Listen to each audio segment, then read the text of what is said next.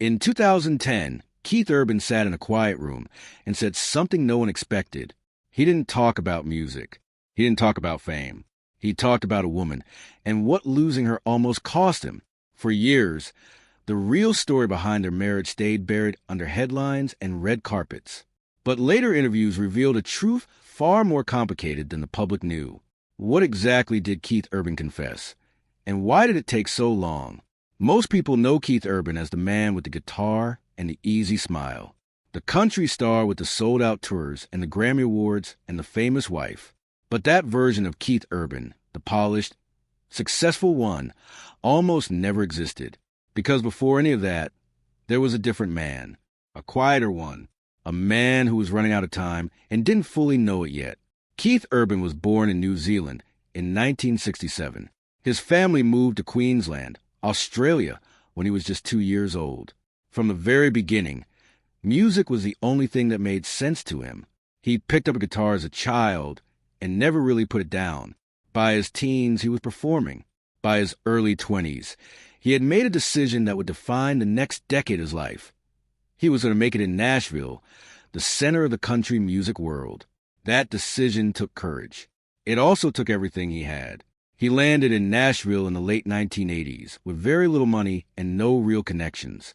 The music industry didn't exactly roll out a welcome mat. Nashville in that era was competitive and closed off. You needed the right sound, the right people, and a lot of patience. Keith had the talent. The rest took time, far more time than he expected. For years, the doors barely opened. He worked.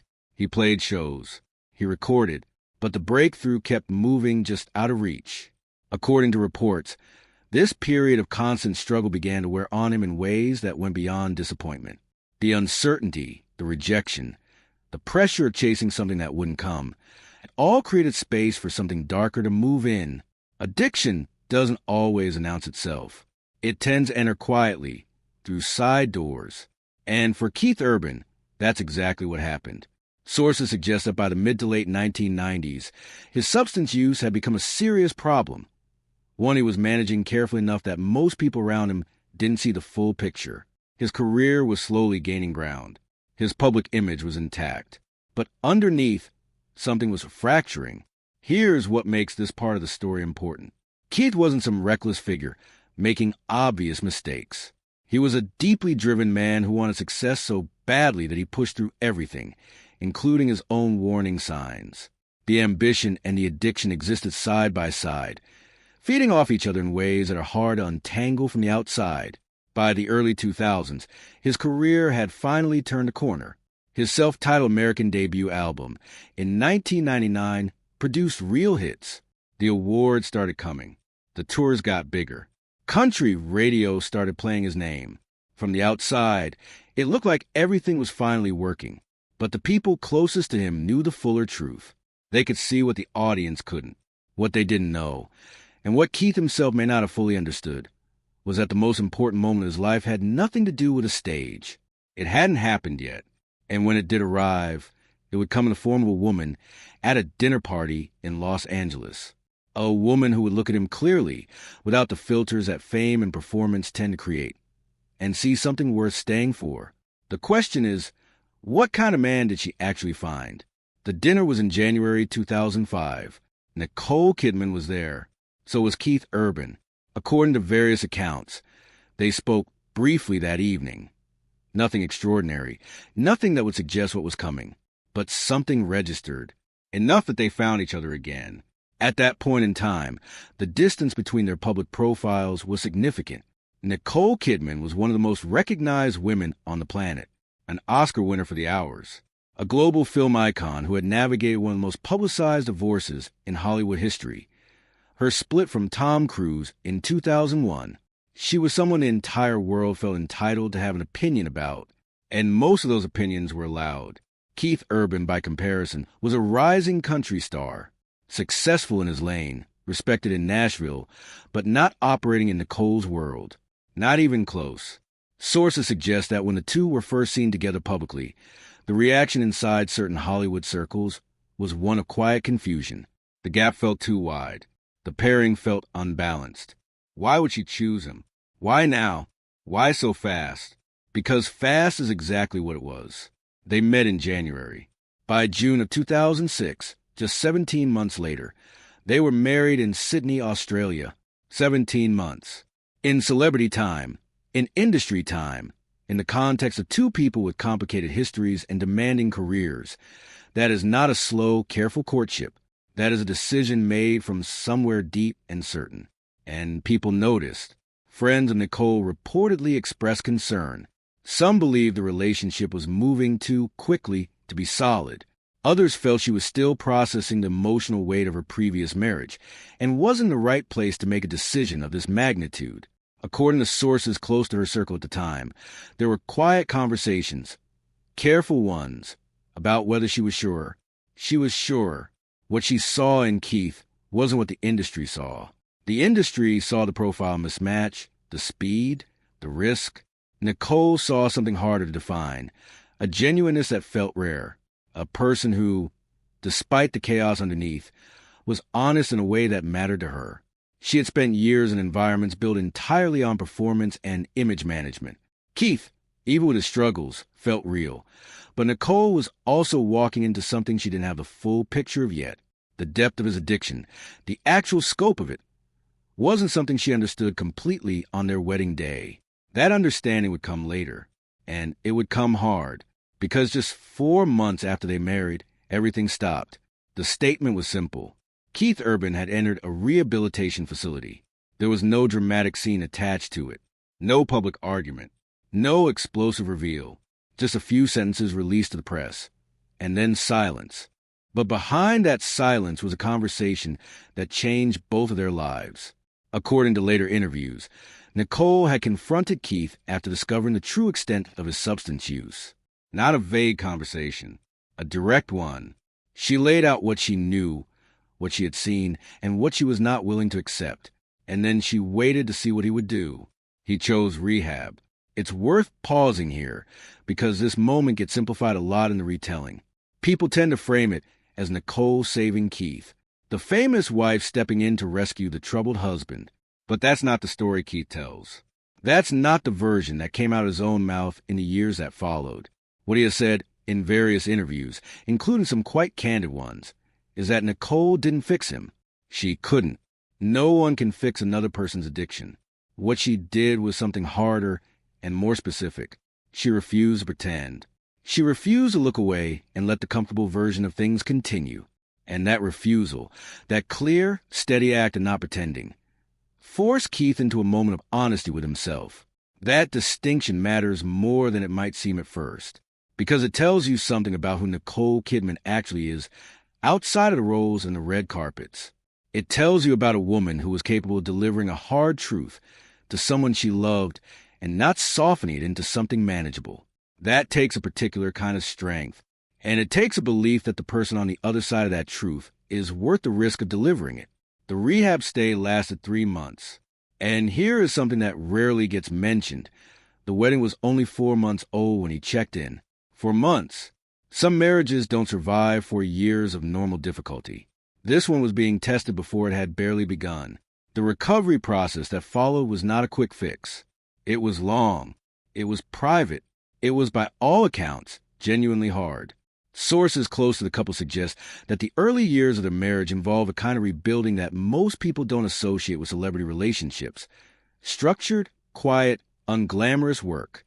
Therapy. Accountability. The daily practice of choosing differently than before. And here's what no one was really watching for during that time. While the public waited to see if the marriage would survive, something else was happening inside it.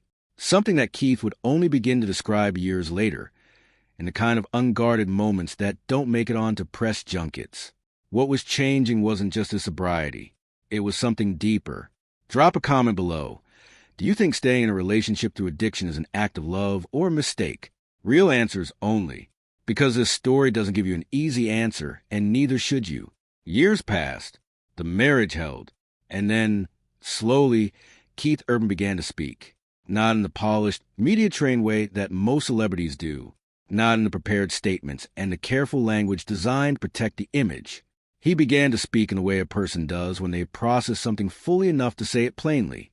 In podcasts, in long-form interviews, in offhand moments during conversations that weren't entirely about him. He said things that didn't fit the celebrity script. He said that before Nicole, he didn't know how to be present with another person. Not really. He could be charming. He could be entertaining. He could hold a room. But being actually present, emotionally available, fully there, that was something he had never learned. According to sources close to the couple, Keith has spoken privately about the fact that his addiction, in many ways, was a mechanism for staying unavailable, for keeping a distance that felt safer than real closeness. Nicole ended that distance, not through pressure, not through demands, but through a kind of consistent, patient presence that made unavailability feel like a choice he was actively making and one he increasingly didn't want to make. He said the marriage forced him to grow up in ways his career never could have. That's a striking thing for a man in his 40s to say, because it implies that all the success, the albums, the tours, the awards, the industry recognition, none of it had done what one relationship did. None of it had required him to become a fuller version of himself. This is a part of the story that rarely gets told because it's not dramatic. There's no single moment to point to, no headline-ready revelation. It's just the slow, real work of two people deciding to show up for each other, and what that kind of showing up can actually build in a person. According to sources familiar with his interviews over the years, Keith has credited Nicole not just with his sobriety, but with reshaping how he understands his own identity, who he is separate from his performance, who he is when no one is watching. Those are not the kinds of changes that happen quickly, and they don't come from talent or ambition or hard work in professional sense. They come from someone seeing you clearly and refusing to accept the smaller version of you that you've been hiding behind. That is a confession that started forming, slowly, quietly, in the years after the rehab. Not a single statement. A pattern. A picture that emerged across dozens of conversations. And if you're here for real stories, told without the spin and the PR filter, you already know this channel is where they live. Subscribe, because the next part of this story goes even further. Nicole Kidman does not say things by accident.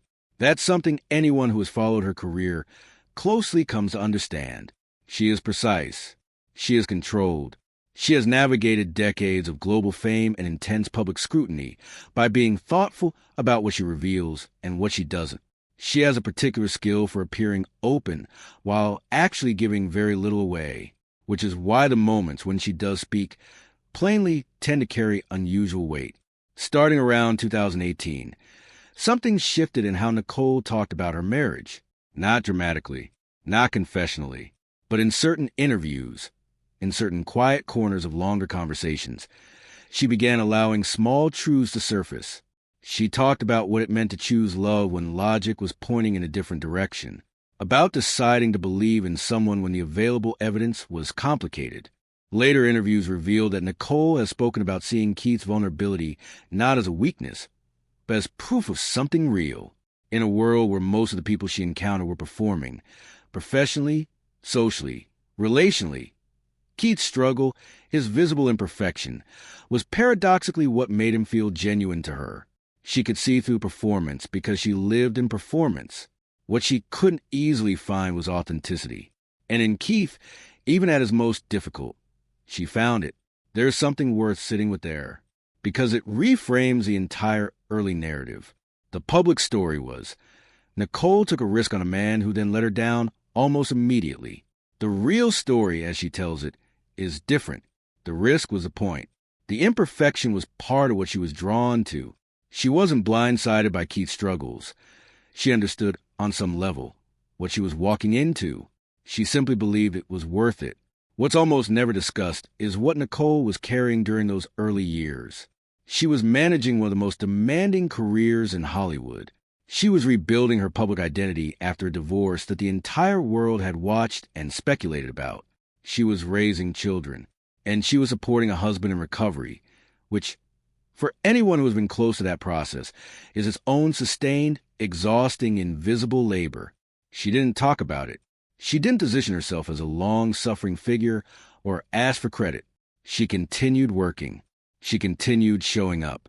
And she did it in the full glare of an industry that was quietly waiting to see her fail. There's something quietly powerful about standing by someone when it would have been so much easier to walk away. If you ever held on for someone or had someone hold on for you, you already understand something about this story that can't be fully explained. You understand it in your body, not just your mind. The weight Nicole carried in those years, the silence she maintained, the things she chose not to say, it speaks louder than most confessions. And it raises a question that cuts to the center of everything. How much of what we call love is just a decision to keep showing up, even when you're exhausted, even when it's hard, even when no one is watching? The confession, when you gather all the pieces of it, is not what anyone expected. It didn't come in one interview. It wasn't a single moment on a talk show couch or a calculated statement released through a publicist. It came in fragments, years apart, across different contexts, in the kinds of conversations where people say things they didn't fully plan to say. The picture that forms when you place those fragments together is this. Keith Urban believes that without Nicole Kidman, he would not be alive. He has said versions of this publicly, not as a figure of speech, not as a kind of emotional exaggeration that people use to express gratitude. He means it in a specific, sober, factual way. According to reports in his own statements over the years, there were periods in his life, particularly during the height of his addiction, where the direction he was heading had no good destination. He was moving towards something that does not end well, and that trajectory was interrupted, not by an intervention in the dramatic sense, not by an ultimatum that forced his hand, but by the presence of a person who looked at him without illusion and decided he was worth staying for. That decision, her decision, made him want to make a different one of his own. This is the truth he finally found words for, and it matters because of what it says about how people actually change. We tend to believe that change comes from internal strength, from hitting rock bottom and deciding to rise, from willpower and determination and the individual act of choosing differently. And those things are real. They matter. But Keith Urban's story suggests something else is also true, that sometimes the thing that makes a person want change is not a force from within,